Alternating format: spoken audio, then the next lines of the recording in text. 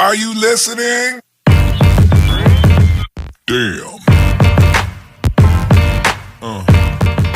Another episode of Trash Talk with always TJ O'Connor and a special guest today, Greg Lowe, getting ready for the fights going down for Driller Promotions May 18th. Brought to you again by Cam Chronicles Entertainment, The One Union, Valhalla Combat Sports, and Ink Shrink Tattoo out in New Brighton, Minnesota. How you doing, boys? I'm doing pretty good. Great. Good to be here. Yeah, Oh, yeah. can't complain. We got a fun fight card this weekend. Quick rundown of the card here. We got the first fight. I got Joshua Stevenson versus Nola Fallon. Patrick Skildum versus Henry Pendleton. Andrew Case Allen versus Nick Geramo. James Norris and Danny Olson are going to fight.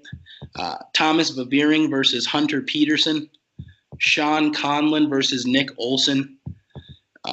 We got Herbert Rogers Williams versus Manatua Lemaire. Daniel Soriano versus Jeremiah Harper. The title fight, Noah Landris versus Jamie Naz. James Krause Simmons versus Terrence Allman to kick off the pro fights. And then the main event we're all here for, Reese Hernandez versus BJ Lacey. Yeah, that's going to be a good one.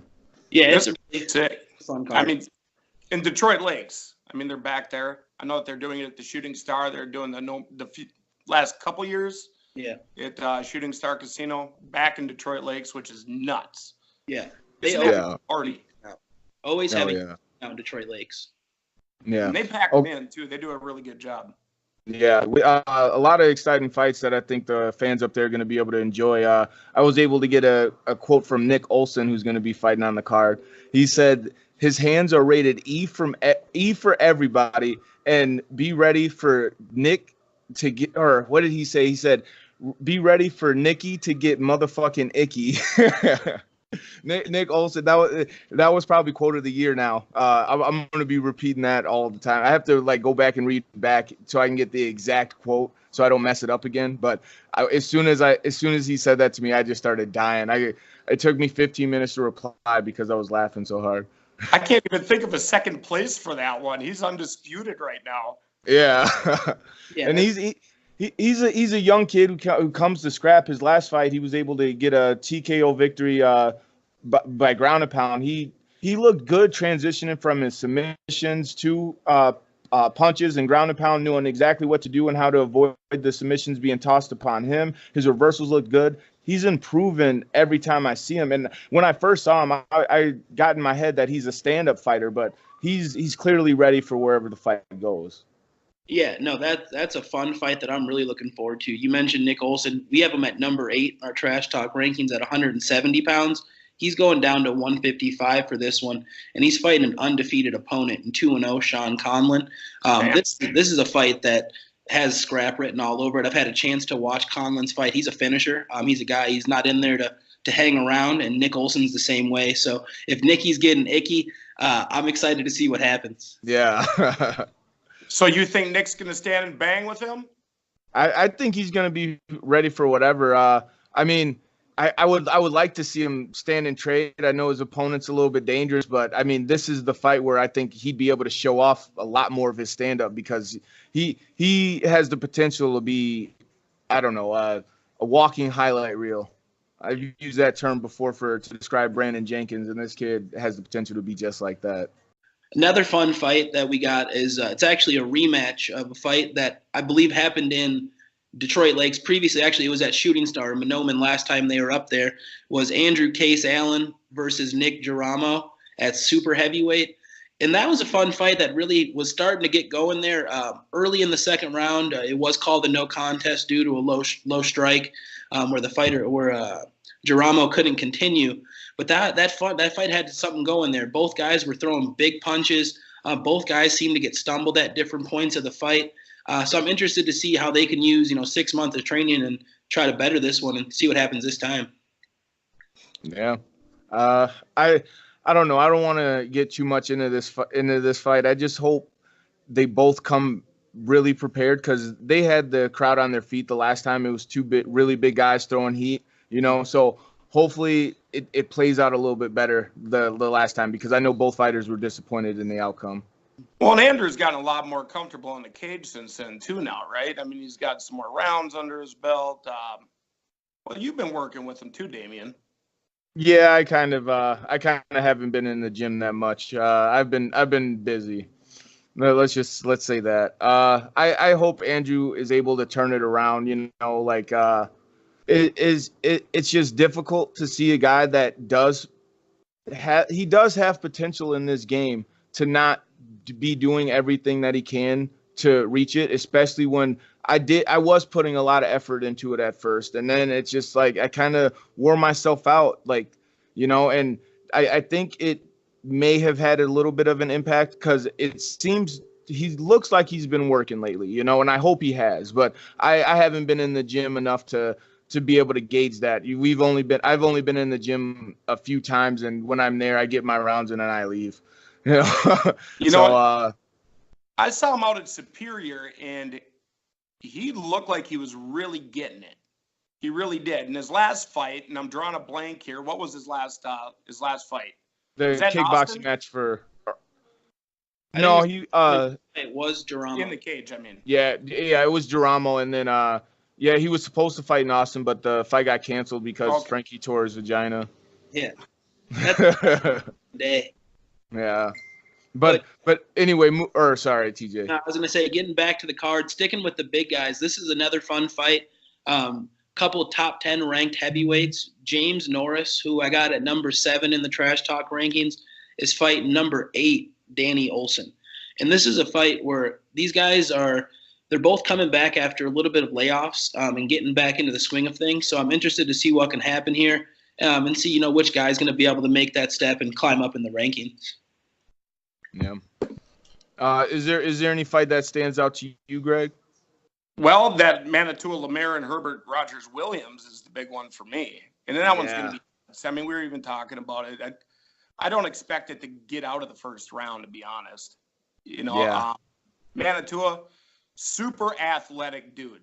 I even see him on Facebook doing backflips with Reese Hernandez as a kid and stuff. I mean, this is a big dude doing this stuff. It's nuts. All 5 of his wins are first-round knockout.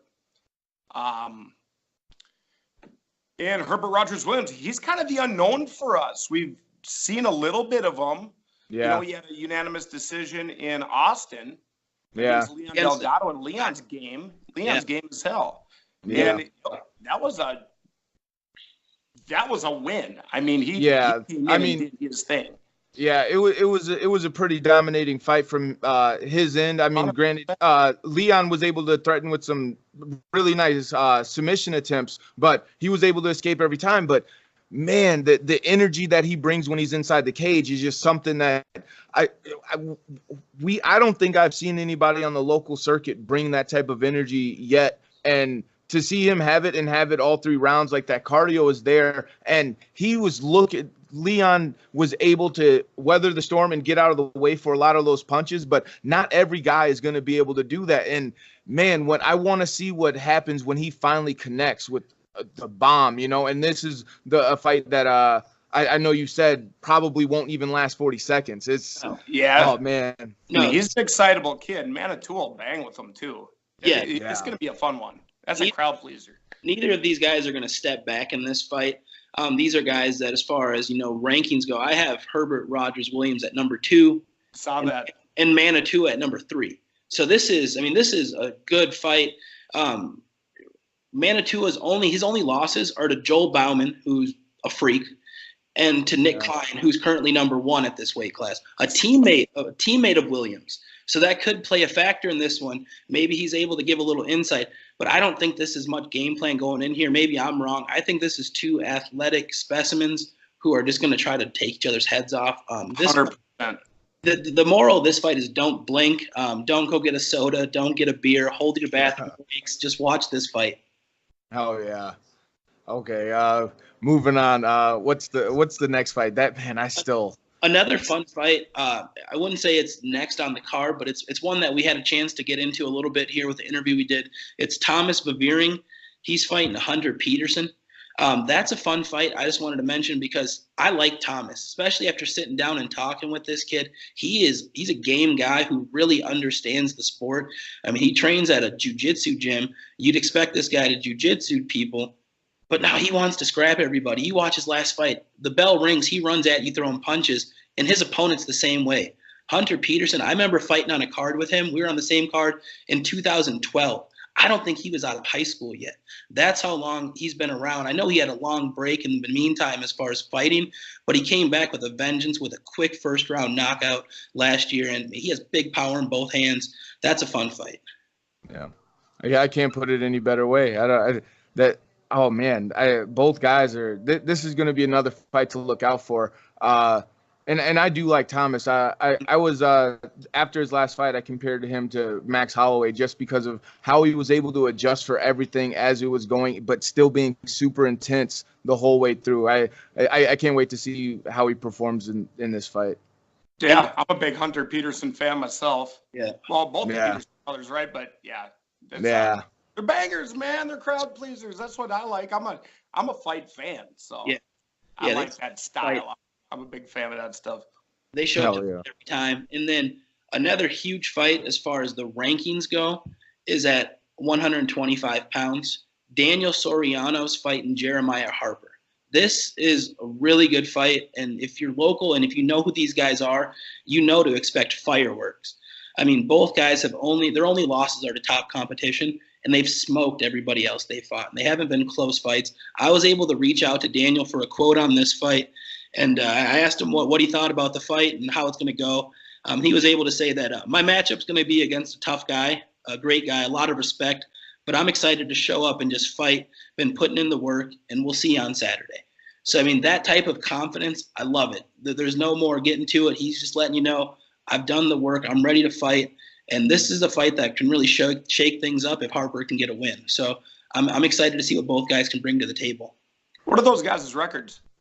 Jeremiah Harper's 1-1, and then Soriano's 3-1. But Harper, his only loss is to Josh Clark, and Soriano's only loss is to Tyus White. So you're talking about two top guys, guys that those losses they don't mean much at this level. So I'm excited to see the jumps they're going to make and how they both perform on Saturday. That could be a fight of the night that steals the show. Yeah, I agree with that. Yeah. And then lastly, as far as the amateur fights, we got the title fight. Noah Landris is fighting Jamie Naz for the vacant driller, 155-pound title. We did the episode with Cody Milhausen where he explained his situation. He vacated the belt. He wanted to give guys this opportunity. And now we're here. We got 6-0 Noah Landris. He's fighting Jamie Naz, who, if you look on paper, his record's 4-3. But if you look at the guys he's fought in, I mean, very impressive record. I mean, Noah's a state champion wrestler. He's going to bring it. He's transitioned so well into MMA that his fights have looked effortless. He's making it look like, he's a different level than the competition he's fighting. And Jamie, he's a guy that's been in there with high-level wrestlers before, specifically guys like C.T. Bailey, guys that are going to bring this pressure. And if you watch that fight, not one time did he ever decide to stay on his back. He has good grappling, and if his grappling is good enough to keep this fight on the feet, I mean, this could be a big night for him and a huge upset. Yeah, I know Jamie's busy too. Didn't he just have a kid and stuff like that? But as far as fighting goes, Jamie's always been busy. I remember him being around kind of forever, hasn't he? What is he, 4-3? 4-3 MMA. Last fight was against Joey Hart too. Which was a fight he was winning until he got caught. I mean, that was a fight. And Joey Hart, I mean, I've expressed how many times I feel about that kid. I think he is the truth. And Jamie was bringing the fight to him until he got finished. And, I mean, you can say until you got finished, but whatever. But Jamie is a scrappy fighter. And like I said, this is going to be – it's totally worthy of the title fight. I'm excited to see if this can go past that third, fourth round and see who's able to dig a little bit deeper because, like I said, the X factor is really going to be Jamie's defense. If he can keep this fight on the feet, we get to see a different side from Noah, and who knows what's going to happen. Yeah, this fight's definitely deserving of 5 rounds. I mean, and that's hopefully what we get out of it. I mean, is much of a fan I am of seeing guys finish the fights, I also like seeing how these fighters develop and adjust as martial artists throughout the fight, you know, and this is the fight where it's going to be so interesting, and you're going to be able to see a lot in this fight. Like true mixed martial arts fans are going to be able to see the technique and be able to appreciate it, and hopefully it goes all 5 and we get that really big fight of the night, you know. No, I'm excited for that fight. Like I said, it's definitely deserving of the title, and I'm excited to see which way that one goes, because I mean it's grappler versus striker, but that striker has some grappling too, and Noah's not afraid to stand up. He mentioned that in our interview, so I'm excited to see how that fight turns out. That brings us into the pro fights. We got James Krause Simmons out of Wisconsin, Pura Vida, a monster. He's fighting Terrence Almond. Almond's a guy, if you look at his record on paper, he's 4-5, but he's fought a lot of tough competition, and if he shows up, he can give a lot of guys trouble. But James Krause Simmons is a true prospect at 135. I expect big things from him in this fight, and like I said, I'm excited to see the improvements he's made, because it's been a while since we've been able to see him compete. Yeah, I'm a big Jamie Simmons guy, you know, and I don't know a lot about his opponent, you know, but as far as Jamie goes, I mean, world-class wrestler, right? Goes into Pura Vida. They're like, man, we got a sponge in this kid. He's just soaking up everything that they're throwing at him, excels at it. I mean, he walked right through the amateurs, didn't he? Yeah, undefeated. I think he was 5-6-0 as an amateur. Beat a lot of tough guys. Beat a lot of really good guys. Yeah. And he's an exciting fighter. I don't know what Jamie we're going to get. Yeah. I mean, it depends who shows up, like I said, and if he has a bad night and his opponent has a good one, it could be for an upset. But if Simmons shows up on point, I expect him to, you know, get a first round, maybe second round finish in this one. Then that leads to the main event: Reese Hernandez versus BJ Lacey, a rematch, 7 years in the making. We've had a chance to speak to Reese, Damian. Guy hasn't lost in over 10 years. He brings the fight every time, and you know, he's the guy that's going to bite down on his mouth guard and step forward, and I'm just so excited for this fight. Yeah. Lacey's a really good fighter. I mean, he's seasoned, you know. I expect to see him perform a lot better, you know, than their last outing. But Reese is going to get the finish, either TKO or knockout in the first or second round. I'm going to call those man. Those knees are absolutely nuts. Yeah, dude. Ruthless. It's brutal. I can't say enough about this. Like I'm trying to remain unbiased, but Reese is just another type of fucking animal. He is going to go out there and get a kill on his record. This is gonna be, he's gonna dominate the fuck out of this fight. Like that's what I expect from Reese. And no disrespect to Lacey, but oh, man, Lacey will fight anyone, anywhere, anytime. Yeah, that's BJ. Yeah. Yeah, I mean, he's a veteran. He has almost 50 professional fights, if not more, if you count the undocumented ones. I mean, he's fought everybody and anybody, from 185 up. He's not scared to fight these guys. And like I said, he's fought Reese. He went 15 minutes with him, and the judges couldn't pick a winner. So, I mean, that has to give you a level of confidence coming into this. But, I mean, 7 years of getting older, I feel like that's 7 years of each guy progressing in their career, whether it's negative or positive. And I do wish him the best. Like I said, in this fight, I mentioned I do expect him to perform a lot better. You know, I expect that from both guys, to be honest. But oh man, it's just when we talk about them not being able to pick a winner, they were both here. They couldn't pick a winner, you know, but they both made jumps, you know. But one guy jumped this high and the other one jumped this high. And that's how I feel about this matchup. That's a pretty good explanation of it. Yeah, I mean, I think it's a fair assumption. Like I said, I definitely think Reese is the guy to win this fight. I do think he's favored in this fight, and I'm excited to see what he brings. Because, like I said, speaking with him, you know, we might say he's going to win this fight, but he understands how tough of a fight this is, and he's not taking it any easier. He's been working hard. So, I mean, if that's the case, if you train like that and the fight is easier, you should expect a quick finish. Yeah, I don't expect an easy fight with BJ Lacey, to be honest. And there's a road grader. There's a guy who's been there, done that. He stays busy, even at his age, even at this point in his career. He does. What he took a fight with Alton Cunningham on short notice, I believe, his last time out. So I mean, BJ's staying busy. He's definitely not afraid to step up either. And I mean, this one, he actually had more time to train, and it's a guy he's way more familiar with because he did go 15 minutes with him previously. So, I mean, I could be completely wrong, and this is why it's the fight game. This is why we watch him fight. You know, if we absolutely knew who was going to win, it wouldn't be worth the money. But this one is definitely worth the fucking money. So this one's worth the money. Yeah. Buy your tickets May 18th, Kent Freeman Arena, Detroit Lakes, Minnesota. Driller Promotions always brings it whenever they're in the North area. I mean, whenever they're anywhere. I mean, let's be real. Driller brings the fights. It's gonna be a good card. Yeah. Damn.